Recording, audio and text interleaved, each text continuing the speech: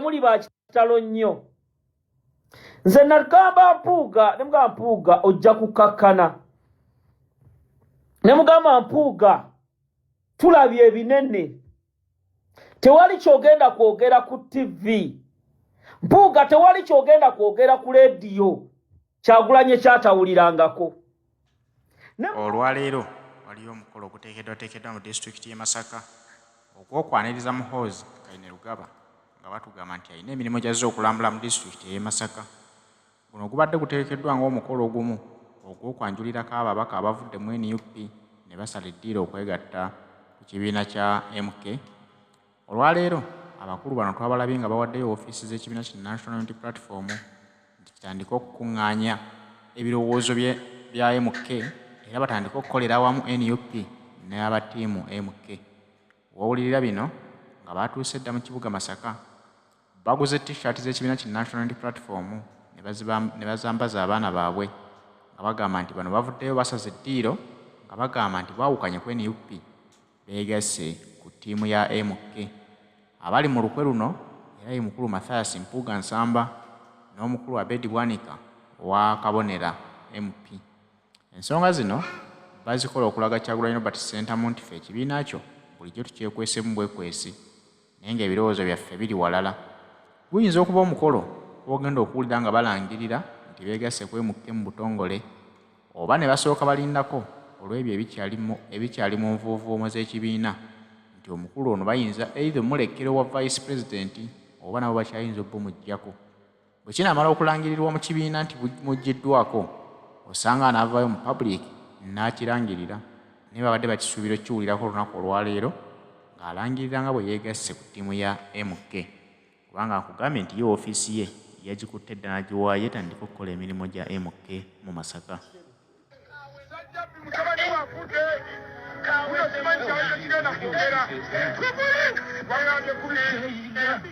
Mpuuga alina bingi okutunnyonnyola okusinga eyamunenyeza.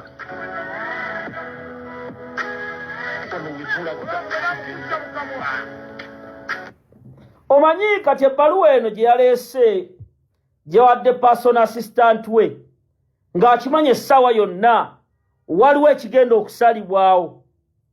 Munange ng'ebbaluwa ereetebwa ng'erisiivingibwa. Ebbaluwa eno ebirimu munda ensonde n'ekusifu zikiraga bulungi nti Mathias Mpuuga Nsamba essaawa zino nga ye ebigambo bye yasooka okwogera omukatuli kyoyo n'ategeeza eggwanga bye yayogera mu miitingi ssente yazikkiriza era n'apoloje n'agikola. Ebbaluwa gye yawandiise erina empapula ezo 3, empapula 3 naye mu mpapula ezo 3 Mathias Mpuuga okumanya bano abasajja bayaaye, okumanya bano abasajja baffere, atandika nga bw'omanyi akootinga mateeka, nadda mu kubuzaabuza, nadda mu kuddaawo nze ssente zino kaali kasiimo. Era banne bwe bali mu kabondo akamu baatuula bo bennyini ne bamugamba bawandiikire kubanga kino we kiraga wayinza okubeerawo obuzibu. Okwemanya n'amampaati Matayo Mathias Mpuuga gw'abadde ayina. Essaawa zino njagala mbagamba ebigambo bino mubiwulirize bulungi. Mpuuga yawandiise mu bbaluwa ye yennyonnyolako ku bulyake. Era waliwo ebirala bye yakola Pulezidenti Kyagulanyi Ssentamu. Message eno njagala ogiwulirize bulungi. Abakulu bano nga mulimu ababaka DP Buloko n'abalala nga bali mu kibiina babadde bateekateeka okuwamba, ng'okuwamba kuno kugenda kubeera kutya nti Bobi Wine bamukwate ng'akalulu ka 2026 kanaatera bamuteekeko agasango bamuteeka eruzira. Bwe bamuteeka eruzira kaakati bagambe bannange aye tulina candidate ate ono bamufudde conflict ale bakoze biki. Mpuuga bagambe kakati tujje kuba deputy president ani awulira ababaka gwe bawulira biki ono aveeyo ajje yeesimbewo era kyekyo ekiwayi kati bino byonna president Kyagulanyi Pesa liwanyize n'ekibiina tuufu bano abasajja tebakutiisa bano abasajja ekigendo kyabwe kati njala always evidence era njagala BBS Terefina olunaku lweggulo Honorable Lutamaguzi Semakula yabadde alina okubeera ku BBS Terefina era Honorable Lutamaguzi yabadde alina okubeera okwo nga bulijjo ne mumukubira essimu nti alina okubeerako ekyewuunyisa Mpuuga n'akabondo ke baakubye essimu ne bagamba Lutamaguzi tadda ku BBS baakubye essimu ne bagamba Lutamaguzi tadda ku BBS kambalage kuwa bagambye Lutamaguzi tadda ku BBS ono kati ono ngenda kumukuba ensi egenda mutegeera yazze ku ono najja ke kabondo embaka sima omukyalo we Masaka ono yali girlfriend ngenda bibalaga byonna mbalage n'ebyalooji bamwe mulooza tuli mu kusaaga ono najja nadda ku BBS natandika okwogera ebyekisiru sima Juliet Kakande ono Juliet Kakande bwe yazze okwo n'ayogera ebyo ngenda bijjamu naye nga Honorable Lutamaguzi Semakula yabadde alina okuba ku BBS essaawa 2 essimu n'emukubibwa n'emugamba togeza ne bamugamba programu esaziddwamu era ssebo igwe n'abalala tebagenda kujja yabadde atudde waka mugundi mu dining agenda okulaba programu egenda mu maaso yuno Lutamaguzi ne baana nga yafulumye edda kati Mpuuga essaawa zino ali mukozesa state power ali kozesa maanyi ga state ne waiswa mufumbiro yabadde alina okubeera ku programu emu era ku BBS ku makya naye ne bamugamba tojja awe tubadde tubagamba Lutamaguzi Semakula abadde ye panelist abatunze programu eyo eya Danistan Busuulwa naye bamukubidde essimu ne bamugamba oda kwa mayoyo oda twali kulinnya ku BBS ne baleeta ekikazi wekiri awo tugenda mu maaso ngenda katandike video entuufu ntandise ntya njala mutagingire eyayita pasita naye nga akozesa myoyo gya busamize takozesa myoyo gy'abantu takozesa myoyo gya Katonda takozesa maanyi ga Katonda Abed Bwanika ojje taginga Mathias Mpuuga nyakyamaani Nyanzi ojje ku video eno nze mumiraasanafu kati kazaabika emipiira etandise etya mulaba ekiri e Masaka era ekiri e Masaka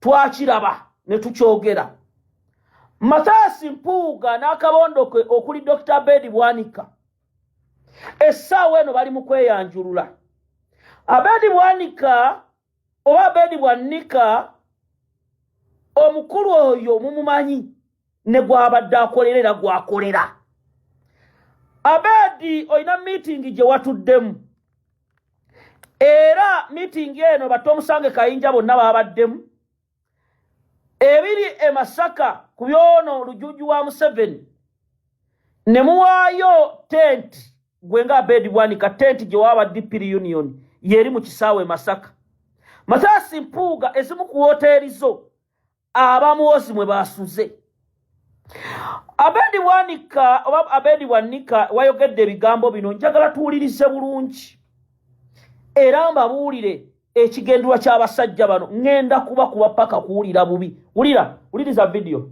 twagala mukulu Nyanzi naye ajja kutegeeza ensi kunge eno mulimu gwayo omukulu mulimu ki kubanga ababadde ku mulimu ogwo ku mwanjo mu Masaka bamaze okugwerayo mu movement kati bulijjo tukiwakanya nga tubaga nti bano ffe tebakungira opposition bayina ekirala kibakungira kati baggwereddeyo kati twagala kutegeera mukulu Nyanzi atuwulire kunge ekungiraanyi yagala kugumya n'okutegeeza bannayuganda ofiisi eyalabiddwako lindako nkula mpuleyinge kano ako tekali bulungi yampuleyinga akalisitedde amuwulirize kano tegeeza bannayuganda nti ofiisi eyalabiddwako mu kibuga ky'e Masaka City mu kifo ekiyitibwa Kijjabwemi awo nze ntwalawo tetubeerangako na ofiisi ya NUP mu kyalo ky'ekijja bwemi awo we bagenda balinawo ofiisi ya Kimpatiira bagitaddewo ggulo limu akabinja akagitaddewo ke kakulemberwa mukulu Katugga agamba nti akulira kunga mu kibuga ky'e Masaka. Tuzze nga tubategeeza bannayuganda mwenna nti tukontana n'ekintu kye bayita kunga kuba ffe twali twakiraba dda nti kikungira muvumenti era bakansala be mwalabye twali twabategeeza dda headquarters nti abantu abo abakulembeddwa Katugga era abali ne kansala Kateregga ali ow'Ekakunyu enkola yaabwe bagenda dda mu muvumenti. Kakati olunaku lw'eggulo bataddewo ofiisi ne bagiteekako ekipande bwe ya NUP esi ofiisi ya NUP. Ofiisi yange eri ku kizimbe ekiriraanye Shero BP oba Shero Buddu. Ofiisi ya Honorable Mpuuga eri ku suite gye bayita Buddu. Kakati kuffe tekuliko ayina ofiisi awo era bwe babadde weetegereza oleba kubanga olaba nti ebipande bye bataddemu bipya babikubyeko olwo olunaku ne bagenda ne bateekawo akantu ke bayita ofiisi. Kati tewali yawambye ofiisi yaffe eyo ofiisi yaabwe bagyetereddewo kudyekadyeka bannayuganda naye bannayuganda bagezi. Bannamasaka bo baabuuka dda tosobola baga nti awo baddewo na ofiisi nga bamanyi tebaddeewo. Mukulu Katugga mukansala Ali ne banno bwe mwabadde mwagenda dda mu movement guno si gwe gusoose mwaliko mu ma meetings ne baminisita ne babawa n'ensako yaabwe ne musaba n'emirimu. Kakati ekyo kye mwakoze mwatuyambye kutegeeza ggwanga nti mwaggwerayo dda neffe Masaka abantu baffe tukyali nabo bulungi. Ssaabakunzi wa Kkunga naye alina okuvaayo n'annyonnyola eggwanga akungiraani kubanga twamutegeeza ne tumuweereza Honorable Mpuuga n'amuweereza n'ebifaananyi by'abakansala abo ng'amutegeeza nti bakansala abo tubamanyi nti bagenda dda mu muvumenti era ne Masaka bakungira mu muvumenti. Kakati twagala mukulu Nyanzi naye ajja kutegeeza ensi Kkunga eno mulimu gwayo omukulu mulimu ki kubanga ababadde ku mulimu ogwo ku mwanjo mu Masaka bamaze okuggwerayo mu muvumenti. Kakati bulijjo tukiwakanya nga tubaga nti omukulu ono muwulidde bulungi. Kati nja tutandika vidiyo. Abed Bwanika Mathias Mpuuga n'akabondo kammwe. Omukulu ono Katugga gwayogerako Muhammad yakulira Kkunga Masaka era Katugga tannagendako wa Muhoozi. Abed Bwanika omuvuyo guno gwonna aguliko. Abed Bwanika obwo obulevu obweru bw'oyina oba bwatwala amagezi go essaawa zino aligamba ku kyamaani Kkunga oba akungira ani. Njagala kubuuza Abed Bwanika oba Bwanika. Abed Bwanika ne Mathias Mpuuga kyonna kye mulina mission gye mulina okuba NUP tugimanyi era ekigendwa kyammwe okunafuya NUP naddala wano mu Buganda tukimanyi. Basajja mmwe enkwezenge n'obusiru bwe mwolesezza mu kaseera kano mwali badde mugenda mpola. Wagenza Abed Bwanika nodda ku CBS n'oyogera amanya g'abakansala abamu okubanafuya nga omukyala omu alina lubuto ono omukyala n'omuteekako mbu naye yagenze ng'ekigenderwa kyoloza tetukimanyi. Oyo naalika tannagendayo n'ofuna abantu bo bakansala abamu bewayogedde nabo nga gwe yabaleeta baali mu DP ne mubawa kaadi nga mulina ekigendererwa kyammwe. Essaawa zino mega tent gye wasitudde n'otwala n'ogiwa Muhoozi. Kankubuuza Abed eno meeting tewagibaddemu tomusange Kayinja mumuyite oyani omanyi basajja mmwe mwebuza amagezi. Abed tomusange Kayinja si yayogerera Mpuuga oyo si muganda wa Museveni nze yire simu aba Toyota ono si tomusange Kayinja wa CBS. Mpuuga si gwe yasindise tomusange Kayinja abeere nga buli ssaawa basoma eggulire lya Muhoozi ne ssente ze mwamuwadde mulooza tetuzimanyi. Kankulage manyi mulooza tuli basiru. Uliriza tomusange Kayinja wa wano nga bamubuuza ennamba ye eri kisente tuzikuteereko yiyo. Oyo si ye tomusange Kayinja si yasakaaga CBS. Abed Bwanika omusajja ono omumanyi bulungi ku security yo ne botambula nabo tomusange kayinja yujo yasaka age Masaka ku CBS ne mumuwe simbi era yuyo nga mwenya omulaba era wano yavaayo n'ayogera ne ku nsonga za Mpuuga yuno muganda wa Museveni ng'ali naye njagala owulirize gwa Abed Bwanika njagala owulirize era njagala president Kyagulanyi nkulage abantu bano otegeere ono omulabye ono yomu ku bakulembeze Mpuuga be yaleeta mu Masaka bamuyita Mawanda Achilles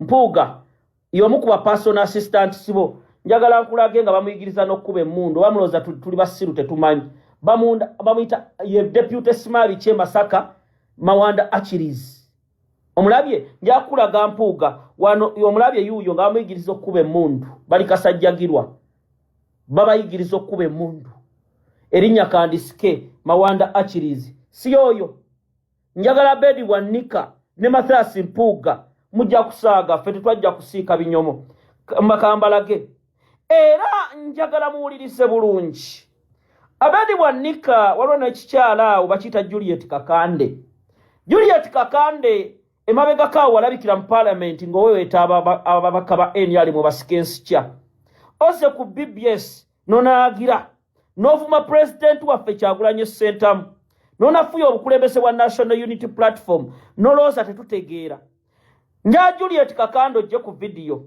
era n'Abed Bwanika njagala ajje ku video nsooke n'Abed Bwanika nono Juliet Kakande omulaba ono yalabika we yalabikira yuyo nga ali mu kusika bakansikya yuyo mbuye mbako omukyalo we Masaka yuyo akyuse kulaga balometa ye amu parliament talina kigambo kye yali ayogedde ono Juliet Kakande bali mu bwenzi bali mu kweyagala kwezina ne balowooza ye struggle bali mu kulowooza bakitalo nnyo balowooza tetugenda kubagambako tetugenda kutya mbwa n'emu mu kaseera kano njagala amuwulirize Abed Bwanika ono olumala ngende ku Juliet Kakande Abed Bwanika njagala ojje ku video eno kubanga bino tebirimu kusaaga nsa president waffe Kyagulanyi owulirize video eno bano abasajja ekigendwa kyabwe kinene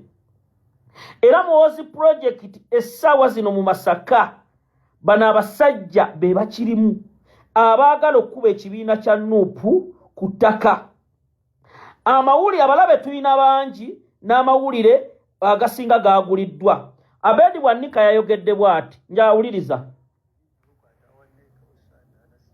indako eddoboozi nga liri wansi yayogedde bw'ati n'ayogera nti neeke ya Nuupu abagitulako be Banubianiri era indako njagala osharinga message mukwano gwange kubanga wendaga wagenda beera wazibu nnyo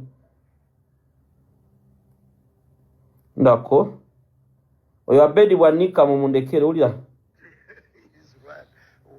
I saw our neck for the first time. First of all, I don't know when they were elected. I don't know. Aren't you part of them? I want to be fair. Ulira.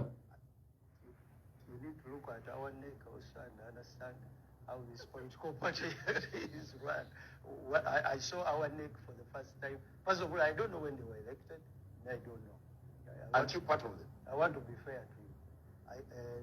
For us, the members of parliament, we don't belong to the neck. In the loop, members of the parliament, they don't have any organ where they belong. It's a very interesting political party. One time we were called in, I think it was in Ndeje, to interface with the members of the NEC. I saw them for the first time. Who are they? I saw Nubianiri. I saw another man, I think he's called Mosh. I saw another one, I think is either Mick Wine. I saw. These are very interesting. I hope you're not kidding. I hope you're not kidding. No, the political, I mean, of course, their response. Now they are going to abuse me. I've given them a platform to abuse me for the next 1 or 2 weeks. That's how our party responds. But I saw them for the first time. I don't know. Who introduced them to you as NEC? The president introduced them to us. say this is a naked team. Please come and interface with them. I know that. Sigenda kamalayo. Owulidde agambye yalaba ba Mickey Wine n'abalala. Video etandise etya. Mukulu Abed Bwanika abaffe nkubuuza gwe pastor ebibuuzo bino. Ekifo ky'oli mu kwogereramu era by'oli mu kwogera nkimanyi oyogera interest yo n'omusaayi ogukulimu. Na bwakityo bannayuganda mbazaayo okumanya bino. Tetusinziira ku mpanjaggo za luba luwanvu olusinga okuwanjagga. Ne Ibulayimu bw'atyo Mukama bwe yakimutegeeza. Ng'ontumye omulimo munene, oluba lwange terusobole kusukka bigere bibiri. N'amugamba tofaayo Abulahamu okukowoola kukwo okutuusa kwo kwange. Mukulu Abed Bwanika na bwekityo obuyinza bwa Katonda bwakuggyibwako. Tuusa birowoozo byo. Era nkugamba Abed Bwanika ebigambo bino njagala obiwulirize. Dr. Abed tabangako Muganda. Layini ye ya musajja Munyarwanda. Abed omusango gw'obutuukirivu tegusalibwa bwe gutyo. Pastor Abed nga tonnajejemba byakyana kito na kusesema n'olya. Toyogerangako ku bantu gavumenti ya Museveni beetuze era beeri mu kutuga. Essa abantu bangi ne bannaddiini banno wasirika gy'oli n'omumunyala. Bakusasudde ojje essaawa zino otambuze Muhoozi ne munno Abed ne munno Mathias Mpuuga. Muhoozi tabangako na nsonga yonna eyinza kumubeeza president wa Uganda. Era njagala tuwulirize vidiyo eno ne message eno ngigambe Abed Bwanika. Bano abaka parliament naboogerako temwagala kubawuliriza. Muwulirize omubaka ono bamuyita Juliet Kakande w'e Masaka bye yabadde ayogera. Wulira.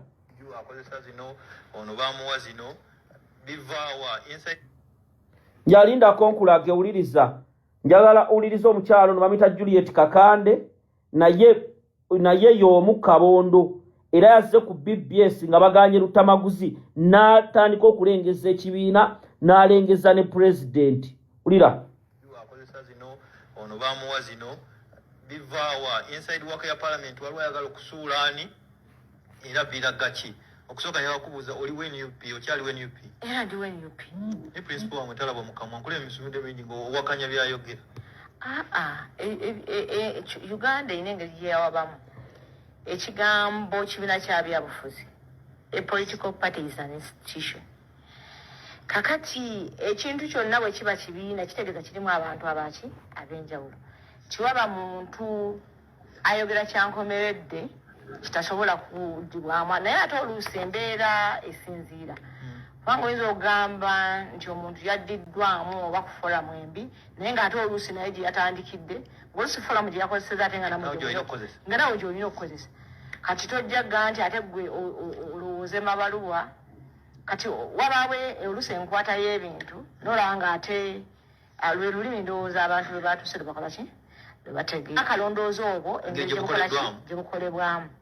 Kati ku budde buno omuntu tavuddeeyo kulaga kubeera straight forward n'ojjayo ensonga buli wabanga okola okunoonyereza nga noonyereza ku lw'omushana engeri gyakufunamu gy'alina byakola wabaawo ebintu byesobola kumanya in details ng'omuntu naye ate naye mba neetaaga ne muwa chance naye n'akola ki n'awulirizibwa.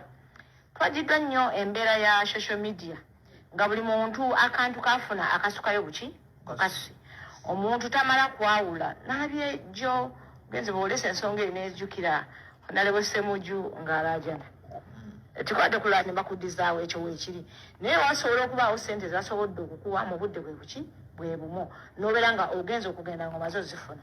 Ssemujju yagenza okuggyayo ekiki nga engendo yes zaali bbiri naye nga zaaliwo obudde bwa njawulo nti ekyenjawulo anti ssente ezasooka zaati zisoose mukola ki zaati zisoose muweebwa. Kati omuntu asobola okufulumya ekintu ng'ekyo nga tasobodde kuyita Ssemujju kumwebuuzaako lubereberye gwe nyini okunoonyereza kuba olede omaze okututeeka mu mbeera kitugenda kusigana ebintu bikubamu ki ebituli. Ekyokubiri, ebintu bya palamenti binyinya okusobola okulabira. Kakati kebe tiketi ya nyonyi yokka olina kwosigazaako wakasobola okulaga nti omuntu ono bwati ne bwati yatambula olunaku bweruti ne bweruti. Kifaanana bwekyo ng'okwatanga obukwasa akantu n'okasuka ku social media n'omulala n'ayongerezaayo ebyo nga tokoze kwekenneenya kutuufu omaliriza oyonoonya abantu. Parliament institution abantu gye bawa ekitiibwa. Kati tosobola kufa nga bw'onoonyereza okomya buli kooleetayo buli koofunayo n'okola kino n'osulayo n'okaka. Endowooza kikakata ku mmwe aboogerwako okuvayo kakati anti wabaawo asooka oleka enkulabe wabaawo ate bijja okumaliriza nga bikayanyiza bukayanya abantu singa biba tibivuddeeyo luki lubereberi. Kankuwa ekyoweekitiibwa Mpuuga okuba kyo kireese nnyo ate yankwatako nnyo okuba embaka gwenkiika naye mu kibuga Masaka. Ekintu kya ssente ezo ng'oggyeko okugamba nti yazifunamu obutuufu yakola atya kubanga n'eyo nayo nsonga ndala. Naye bw'ogamba nti wakireese nga kyali mu parliamentary commission kyemumanyidde ddala nti wekivaawo kigenda mu committee ya legal and parliamentary affairs kivaawo kiryoke kigende mu budget committee kyo media n'omukulembeze gyali n'abakamu basse ekyo n'agenda n'ekyo n'ayita omuntu oluvannyuma lw'omugamba nti yesi ekyo kyayita awo n'alowooza nti otutte ssente n'ogamba omuntu nti zaayo ssente z'otannaba nakufuna can you imagine. Kakati embeera ssente awo statement yandibadde gamba nti tozikola ki bwe zijja tozikola ki tozikwata oba okitegedde bulungi.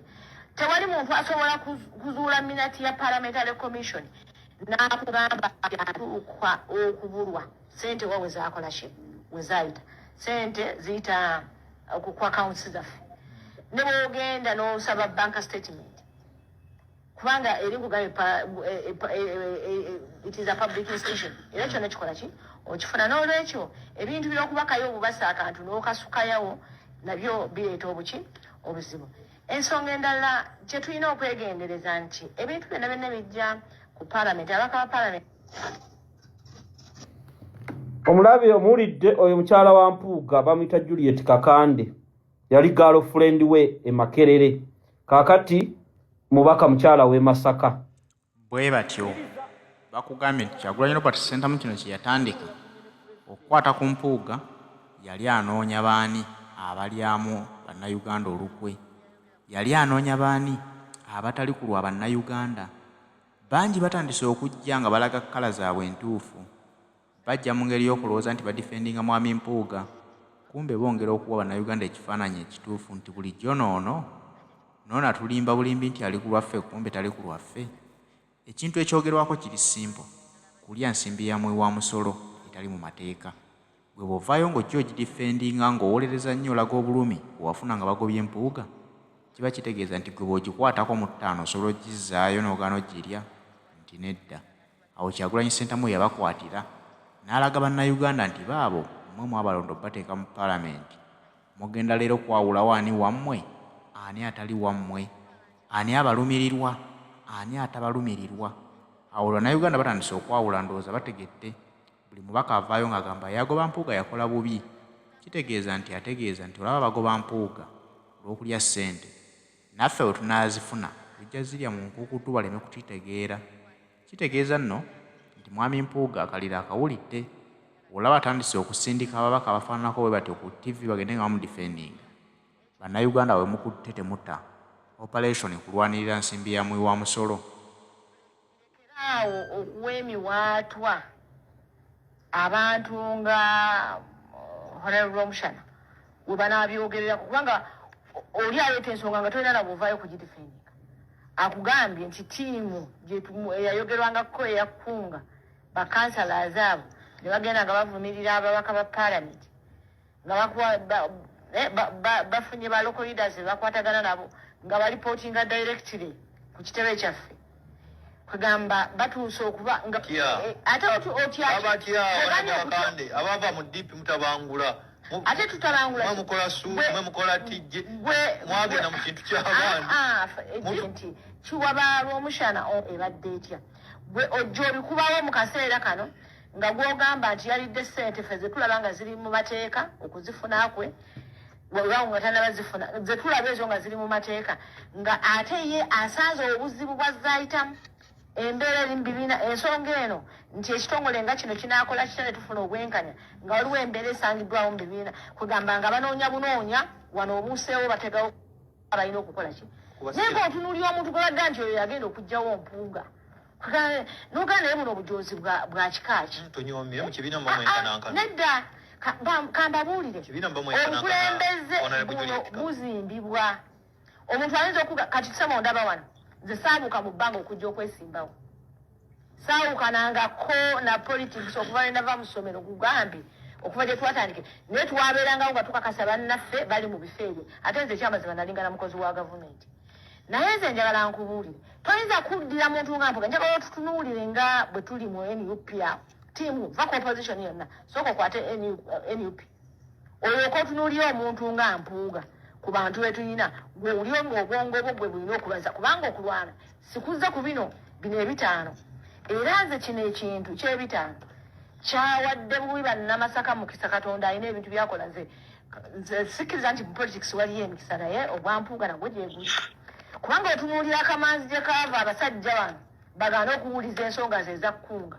ng'ate bannamasaka bo baali balaba ebigenda mu maaso n'enkola abantu gye baali babikola ki babikolamu abantu gwe batambula kyere wano tulangiriddewo gundi naye bye balangirirawo nga bamanyiddwa ne bye bakozesa babijja mu balaks can you imagine kati Mpuuga omuleetako omuntu gw'omuleetako gwe NUP gwe gwogamba nti basiba kamoja bava mu balaks wali ne banona ebintu basande babenyumirizaamu nnyo nebya operation recreation byonna bakansala azaabo abasala azaabo abo abaagala okwesimbawo bakandesi ba NUP abajja be tusuubira kubanga babadde bakitulaga kyeri bwe bavaawo nga bw'osanga ng'ekaamu bakoze eki nga weebuuza koline awo kawo kankwataganyemu naye manyi kankubulire ulira oyo ye Juliet Kakande nkyalina obuntu bwe bungi omukyala oyo njamuzaayo mukyala Mpuuga omanyi Mpuuga katukugenda kukuba beya nakodi oyo Juliet Kakande owulidde yakyogedde yali mukozi wa gavumenti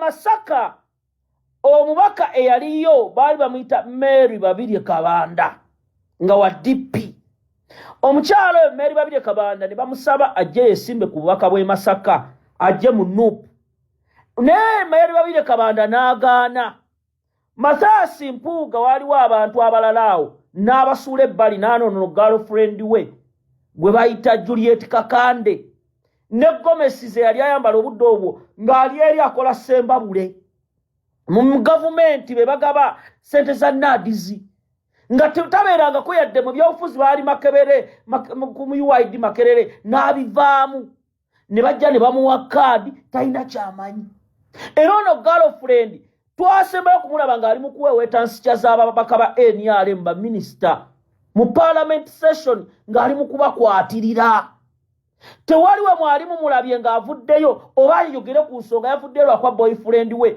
yenna ayogera akinaggoka yeefudde ow'ekitalo bano abantu President Kyagulanyi nja kugamba ebigambo bino mukama wange nti missoni zaabwe zibadde nnene ono omukyala baamutumye era olutalo lwe tulimu lwe balowooza kati nja kulagayo omulala Mathaasi Mpuuga jangu district gye bayita Masaka district waliyo omubaka owaffe mukyala Sebuufu ne mumulwana n'oleeta girlfriend mwewujja kiwojjolo mu budde bwa kalulu n'omuwa nga tasobola na kwogera Lungereza Masaka ey'abayivu bannamasaka muli mu kwewunza bano abasajja bali mu kwonoona kitiibwa kya Masaka bano abasajja bali mu kulya nsimbi laba omubaka gwe baleeta ono ne basuula owa NUP ono girlfriend wa Mathaasi Mpuuga ulaba